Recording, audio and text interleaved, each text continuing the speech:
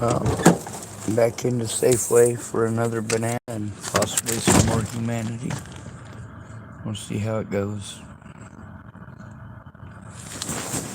Oh, my back hurts like a motherfucker.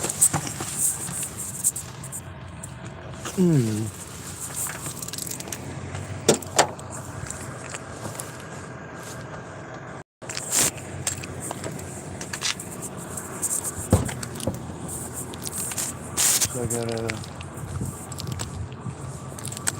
go through my entire goddamn car, see if I can find my Direct Express card. I didn't have the help I needed to get the paperwork. I never have the help I need. I have to beg people to hopefully have time while not understanding that there's a time limit despite the fact that I tell them there's a time limit. Just ends up being storytelling time for others.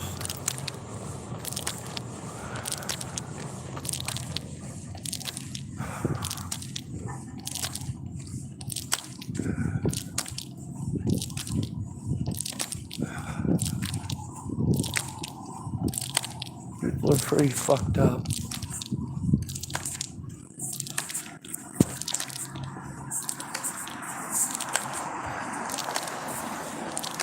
There's a lot of people that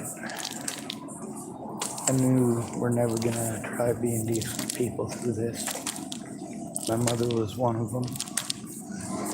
There's also people that I had hoped were actually decent people. People like Kayla Trujillo, people like Maddie Boa, people like Teresa Orn, people like Natalie Bollinger, Alicia Bollinger.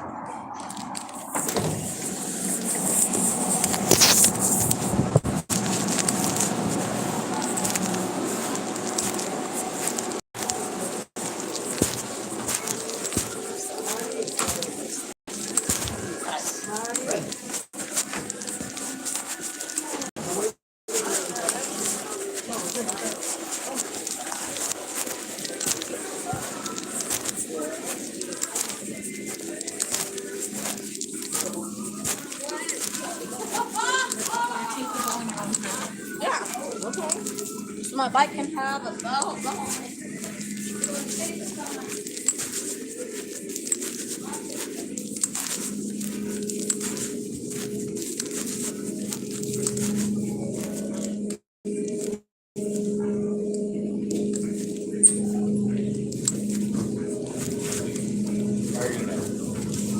Found out my mom died, so I'm not sure. I'm sorry.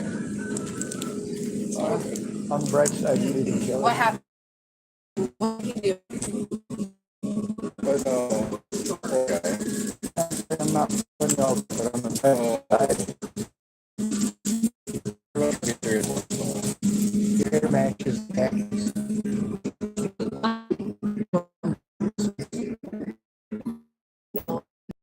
He was bad, Oh jeez. right? Went the wrong way. Oh yeah.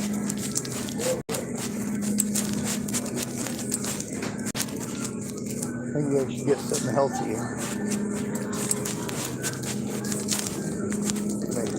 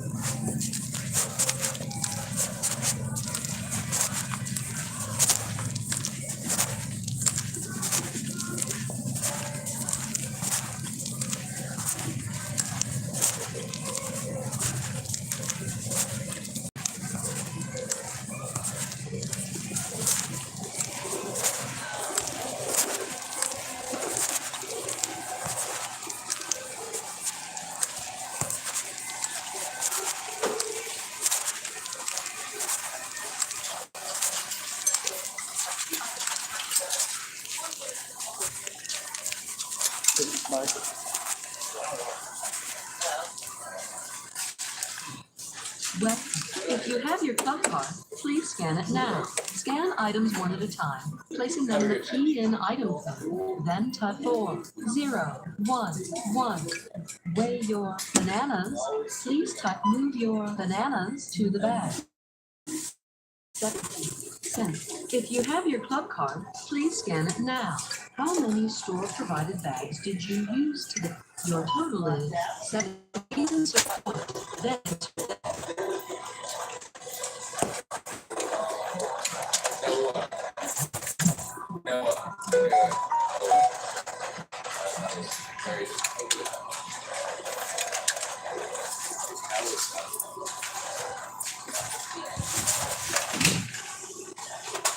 please wait. System processing. Please remember to confirm receipt. Thank you. If you have your club card, please scan it now. Scan items one at a time, placing them in the bagging area. Yeah, that's what Chris is. Yeah. That's different. Have a good night. Do I have to? Yes, Yes. that's the expectation you must meet. I What hope kind you of have- Sean did you said expect a Sean? Everybody expects for Sean to do something. It's me, my name is Sean. So. That's another good thing. Oh no, what about, Sean. the only shows I can think of, like, there was movie star I only Sean, watched or, Sean. He was like, but don't, by hearing their name, what would you expect? Like It depends on their names. if you Exactly. so, Chris, what do you think of him? Chris. I think they're people. You think I Well, yeah, they're all people, but guess like, it's the wrong person to ask. No, okay. well, yeah.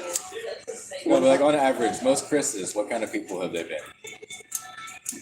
This all started with Okay, most of the Chris's I know are generally nice, but the majority of them are completely full of themselves and completely full of crap and like telling BS stories. But not all of them. it's pretty close. to what we Yes, said. that's exact. Yep. This whole thing started because we started talking about Karens. God. Oh my God. Okay. Exactly. Yes. Okay. That's a no Karen. Karen. Like, yeah. I have so much to say about those words I can't say in public. Oh, you can. I mean, You're good. a closed, Okay. closed group is technically not public, especially if you whisper. Did you say secrets don't make friends, but friends make secrets? Oh my God, I played this game in high school. It turned out I wasn't as cool as I thought I was, and they didn't tell me until after they'd videoed it. I was never cool in high school. Right? I helped set up prom twice. I never got to go to prom. Oh, jeez. Yeah, consequently, I have no kids. And then And then it all stopped after. See, here's the reason why it probably wasn't that popular, because the stalker thing all stopped after I stabbed a kid on the for calling. ballroom, gotcha. Yeah, that would stop. Maybe one of these days I'll tell you how I got all of the extra holes I got in me. I'll give you a hint. Every one of them I was running my mouth. I did a lot of that. And some of us are unlucky enough to survive it. Yes.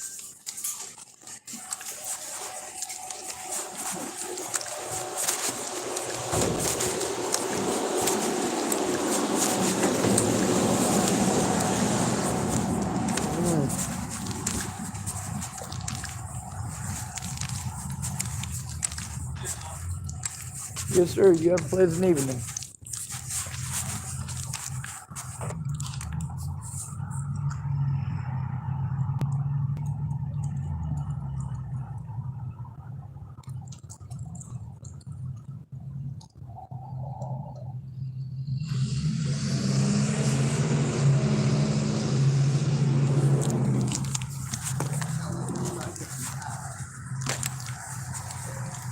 Hey, thank you again, Josh. Thank you again.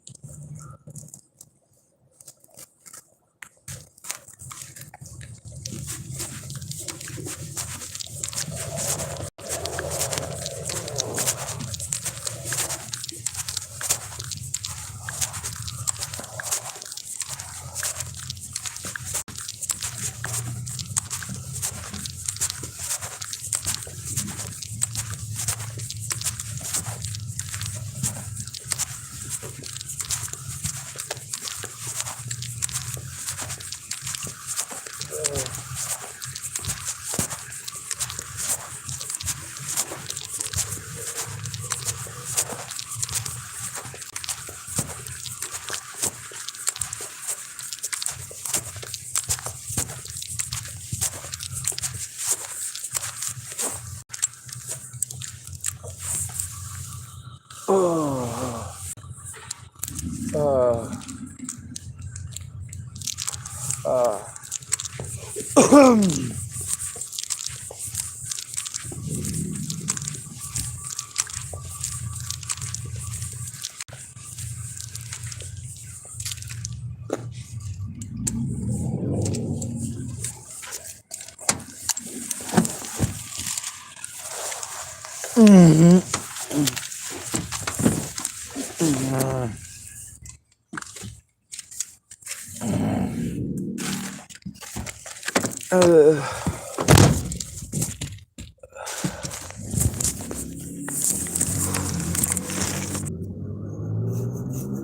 Well,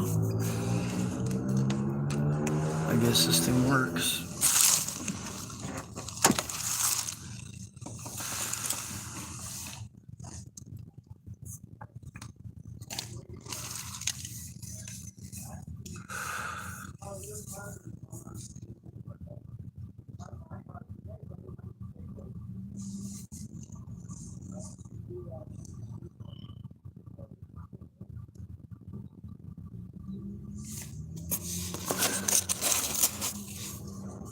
We ran out of good people a long time ago. We the people is supposed to mean we people. Not they the rich.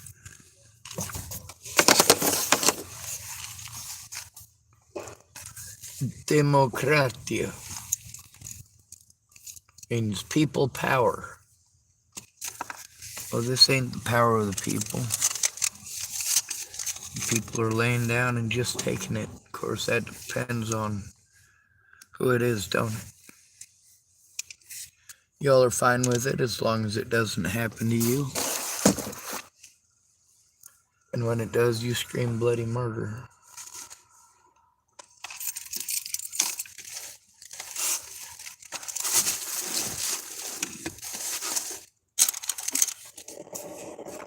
There's a lot of people I once thought of as good people. And every single one of them showed me how wrong I was.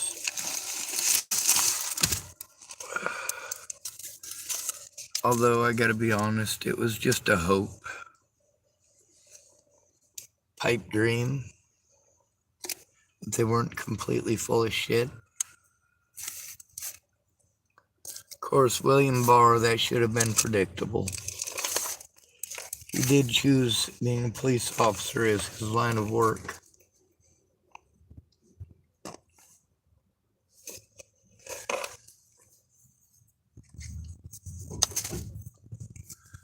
So did Jessica, however.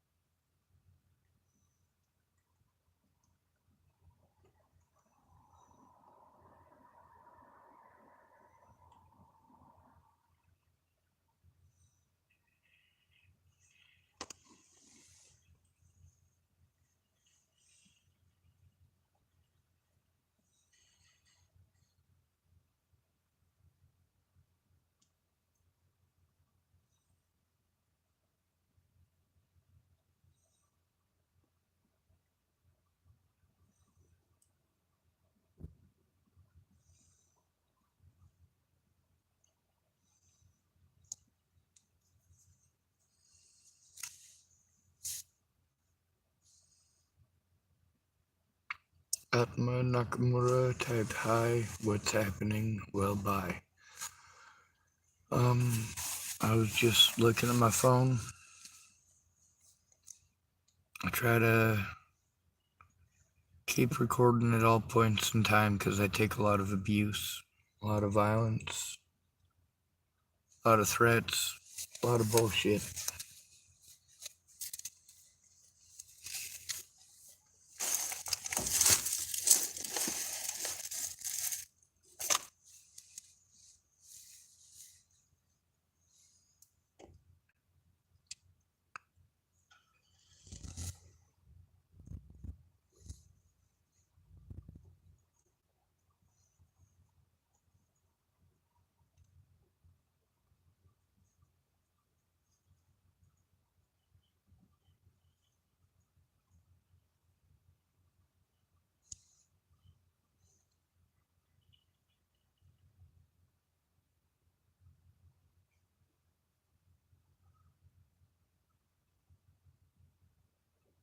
Oh,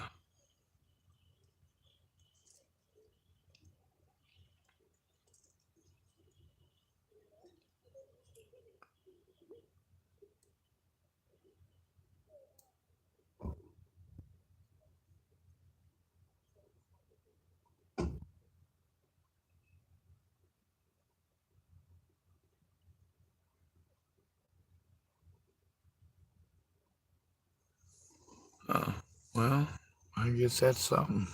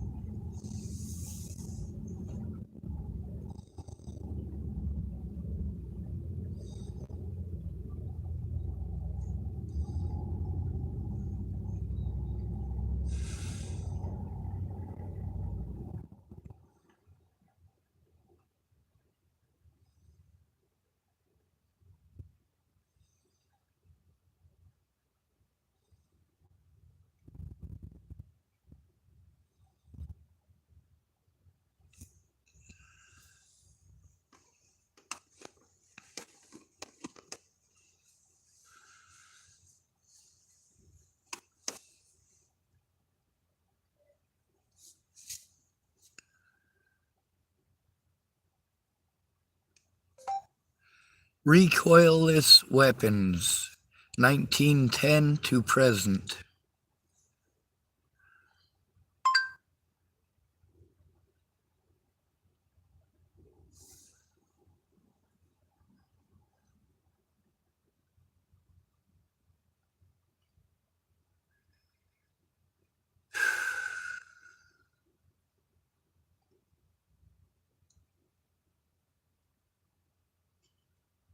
Oh.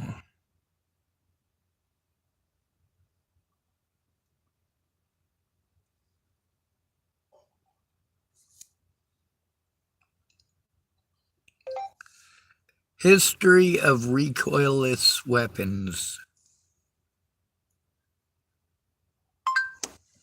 Maybe that's it.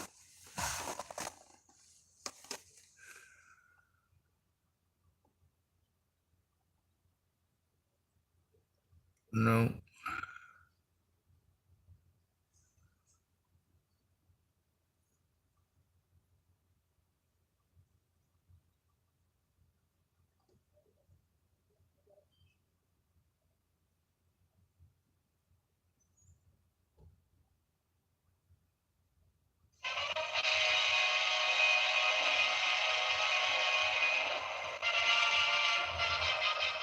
The 57mm recoilless rifle.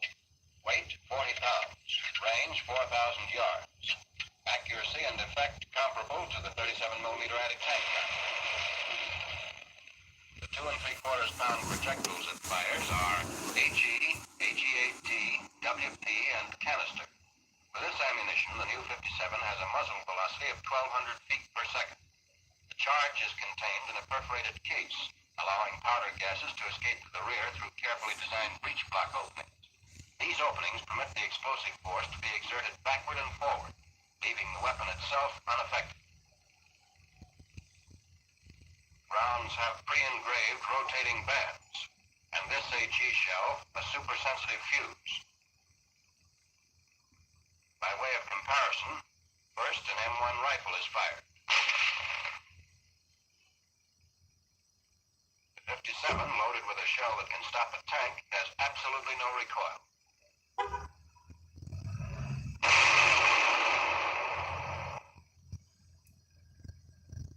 For mechanical efficiency, in the present design, the constricted opening at the breech consists of two separate parts.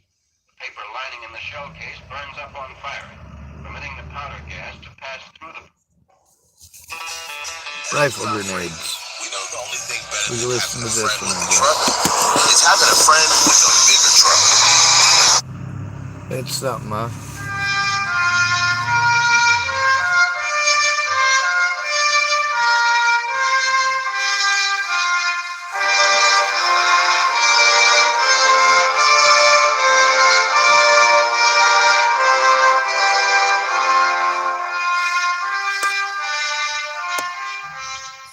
Hello everyone, and welcome to a very special episode of Cabinet of Curiosities on Our Own Devices. I'm Jean Messier, and today I'm out at the range looking at rifle grenades.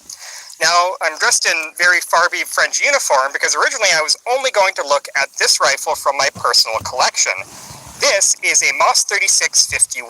It's a post-war variant of the World War II era French Moss 36 bolt-action rifle with a strengthened barrel and a NATO standard 22mm grenade launching spigot added to it. But because I have friends in very interesting places, I actually managed to get my hands on two other rifles with grenade launching systems. A British short magazine Lee Enfield, or SMLE, with a 2.5-inch Burns discharger cup, and a German Mauser KR98K with a Schießberger discharger cup.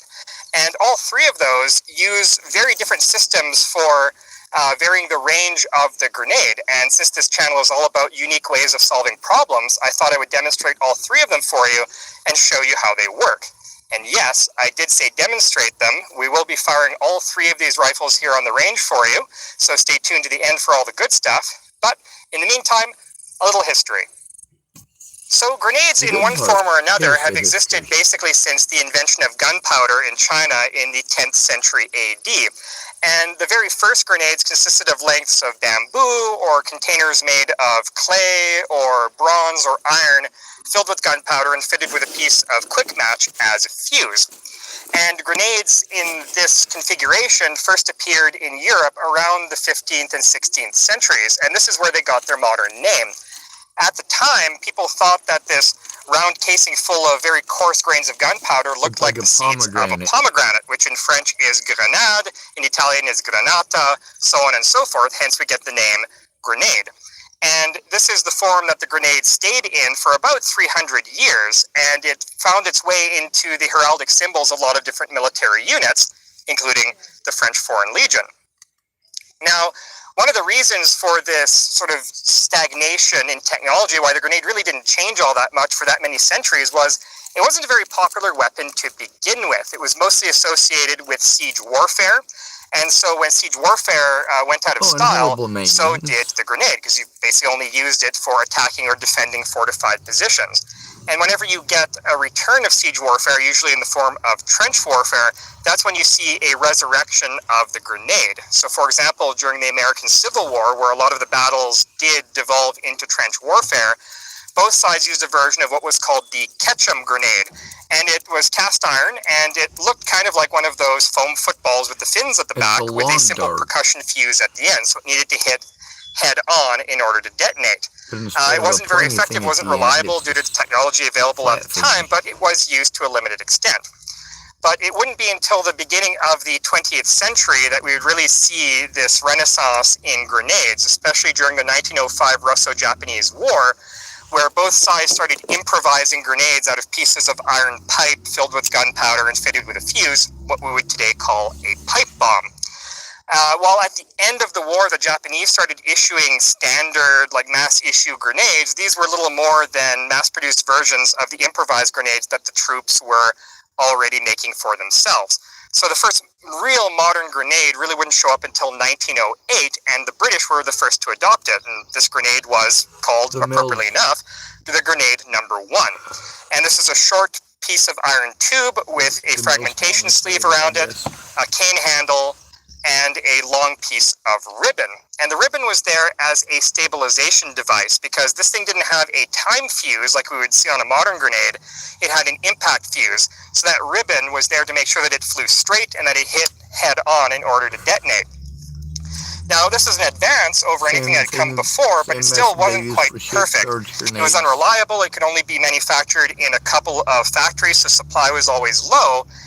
And worse of all, they found that in the trenches, because of this long cane handle, what would happen is the troops would wind back their arm and the percussion fuse would hit the back of the trench and blow them up, which you will recognize as being something of a problem. So later they came up with the number 3 grenade, which had a shortened handle, which helped things somewhat, but still not an ideal solution. And if you're wondering what the number 2 grenade was, well, that was something called the Hales grenade, which was invented by Martin Hale. It was a private venture, and the British government bought up a bunch of these privately manufactured grenades to make up for the shortfall in the supply of grenade number 1. But it really wouldn't be until 1915 that we got a proper modern hand grenade. And that was this. This is the Mills bomb, invented by William Mills. You can see already this is a huge leap ahead of anything that came before. This is a fully modern hand grenade. So nice little egg-shaped body with serrations you can grip onto it. And instead of an impact fuse, you have a striker mounted on a spring with a safety pin and a spoon, a little lever on the side. So to use this, you would hold onto the spoon, pull out the pin, and when you threw it, the spoon would flip up, release the firing pin, it would hit the percussion cap, and there'd be around a 4-second fuse that would detonate. So a lot safer, a lot more convenient to use than the earlier number 1 and number 3 grenades. So this was a huge success. Millions of these were produced.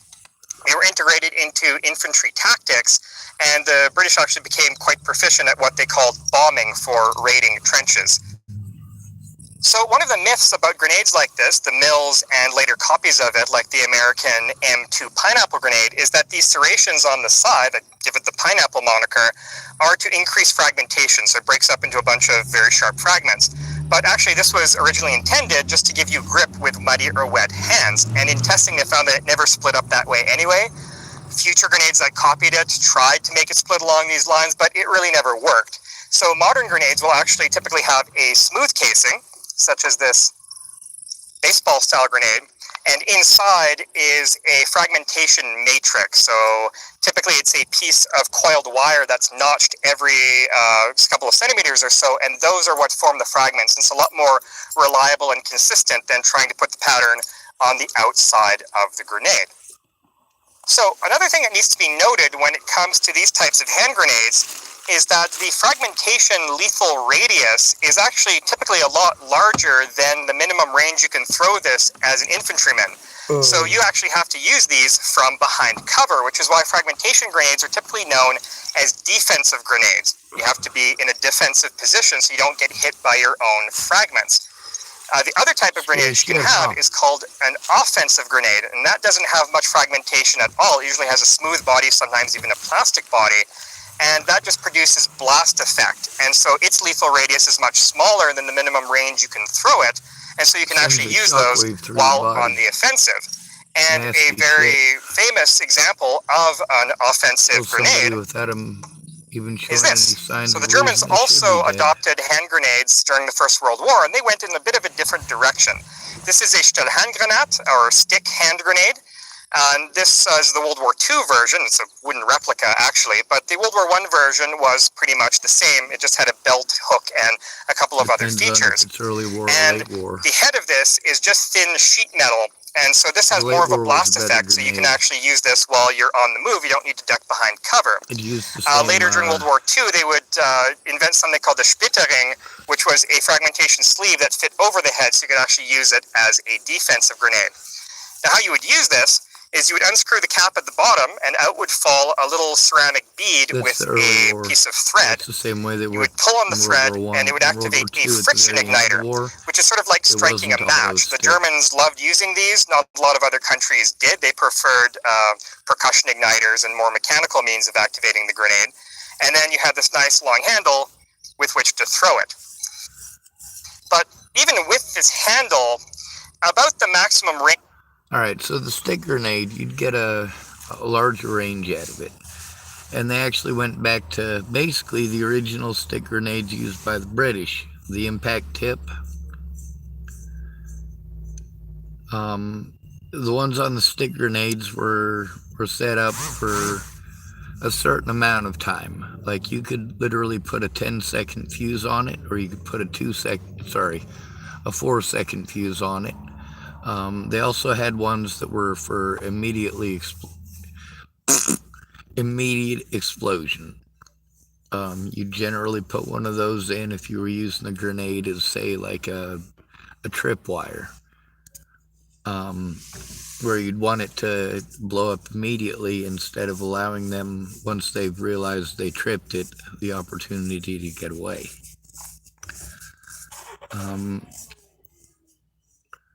One of the things that's tricky about grenades is that when you find those, basically all you can do is blow them up in place. Some of them, the reason for that is because a lot of them have a white phosphorus fuse, and white phosphorus, once it's exposed to oxygen, immediately ignites. And one of the things they had with some of the old grenades was that the white phosphorus part would get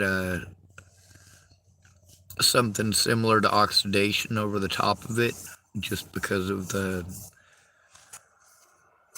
I guess it's like a type of paint that goes on it, but it basically makes it so that just any tiny movement of it, or any tiny little crack, that you can basically break into the leftovers,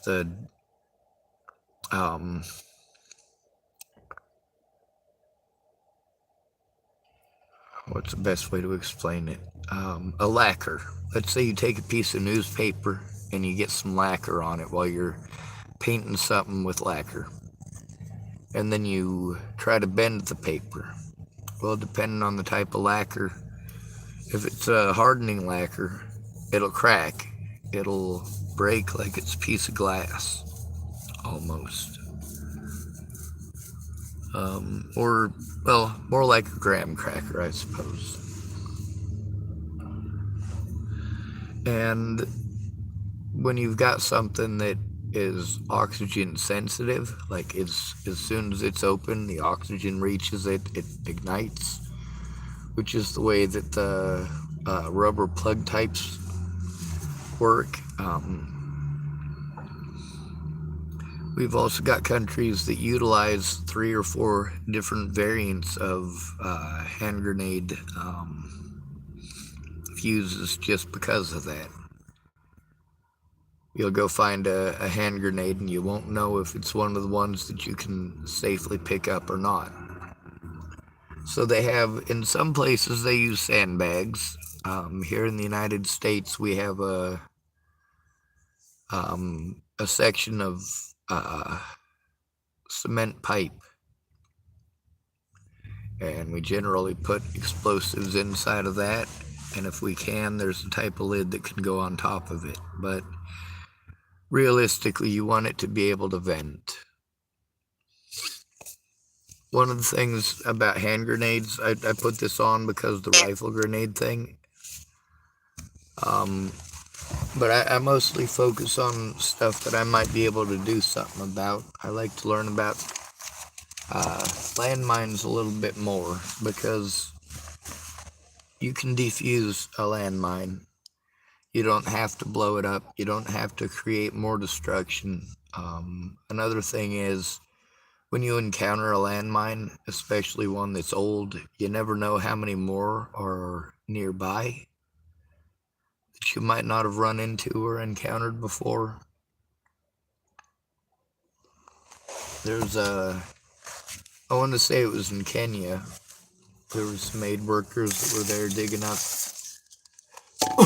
old landmines, and they set one off, and it set off like a whole acre worth of landmines and killed a bunch of people. Although when they mark out a landmine area like that, they try to disperse people far enough away from one another so that if something does happen, you don't have multiple people being evacuated.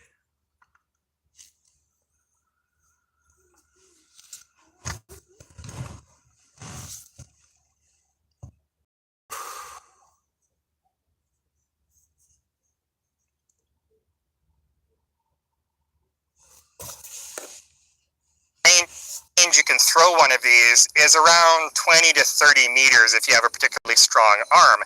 And during the First World War, the need arose for a weapon, an explosive weapon, that could bridge the gap between the farthest distance an infantryman could throw a grenade and the shortest range of a small trench mortar. And at first, this need was filled, actually, by miniature catapults, including the West Spring Gun, which was a little trebuchet with very powerful springs and an arm, and you'd put your Mills bomb on it, and it would launch at about 250 meters. As you can imagine, not an ideal solution. It's big, it's bulky, you can't move it around, it's very hard to actually recock.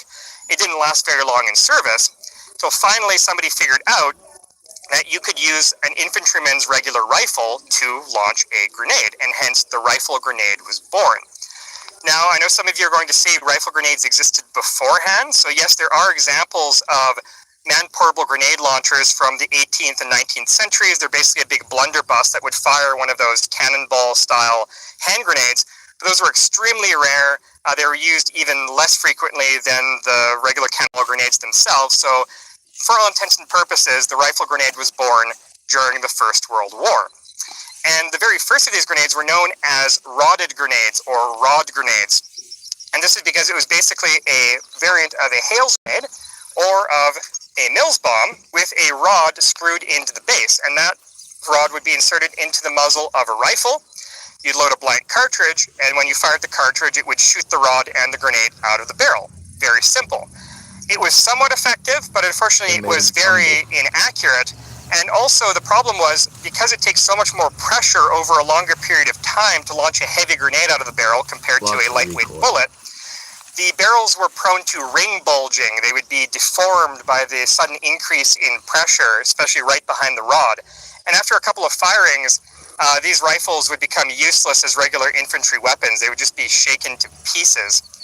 And so the British took to designating specific rifles for launching grenades, and everybody else would carry regular rifles. Again, not an ideal solution, but it worked until they came up with something better, which is the Burns Discharger Cup, which we'll be looking at an example of in a little bit. And this was a metal cup that screwed onto the end of the rifle, and then you had your Mills bomb with a gas check plate screwed into the base, and it would be inserted into the cup. You'd load a blank cartridge again, and when you fired, the gas would push against the gas check plate and launch the grenade out of the cup. And this was far less damaging to the barrel of the weapon, but the stock would get deformed and cracked and loosened, and these rifles were still not great for marksmanship after they were used a couple of times. All right, so there's all of this is fine and dandy. One of the first anti-tank rounds was actually a shaped charge rifle grenade. It didn't work worth a shit. But later on, as we started getting into, well, recoilless guns like the Carl Gustav, the RPG-2, RPG-7, Panzerfaust, Panzerschreck, bazooka. The bazooka fired via electrically primed rocket. The original bazooka had a battery compartment and then an extra compartment for a spare battery. And the batteries at that time were real prone to failure. They were pretty fucking shitty. So the second bazooka they came out with just shortly thereafter, well, the Germans had gotten a hold of our bazookas in North Africa, and they copied and made their own version called the Panzerschreck, and it was 88 millimeters wide, whereas ours was 2.3 something inches wide. The conversion, basically,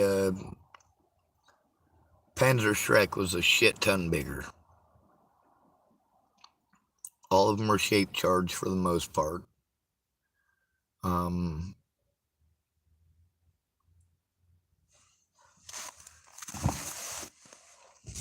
The Panzerschreck in specific is probably the best possible version of any portable anti-tank weapon of World War II.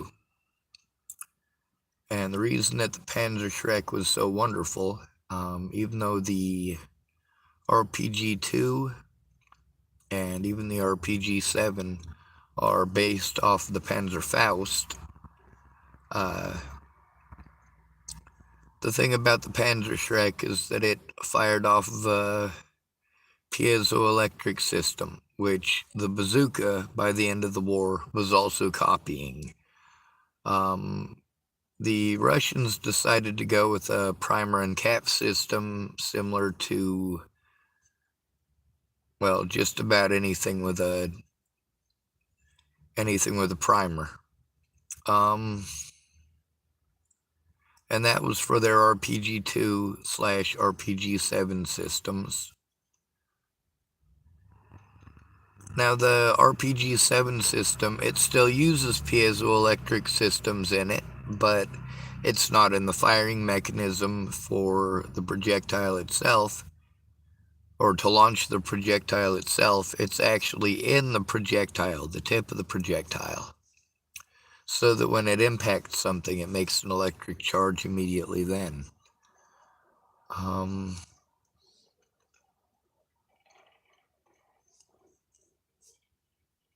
don't know, I guess for me it's not a matter of what they're used for. It's a matter of what they are. How do they work? And that's what I try to keep my mind busy with. The way things work, making things better, finding a way to defend ourselves against things that we don't want anywhere near us.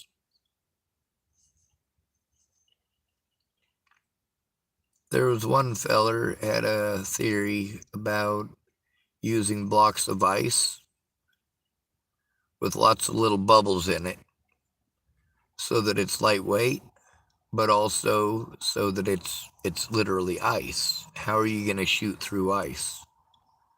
Of course, you also got to worry about the power output on something like that, because you got to keep it fucking refrigerated.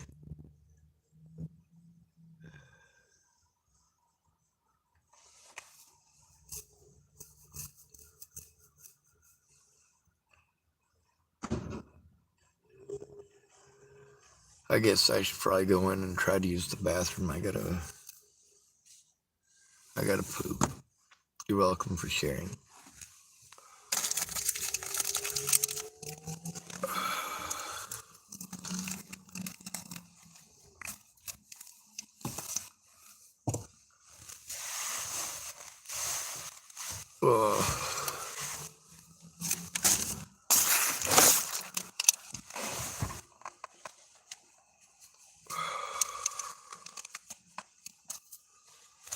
Let's hope I make it to my destination before I shit myself instead of after. Wish me luck.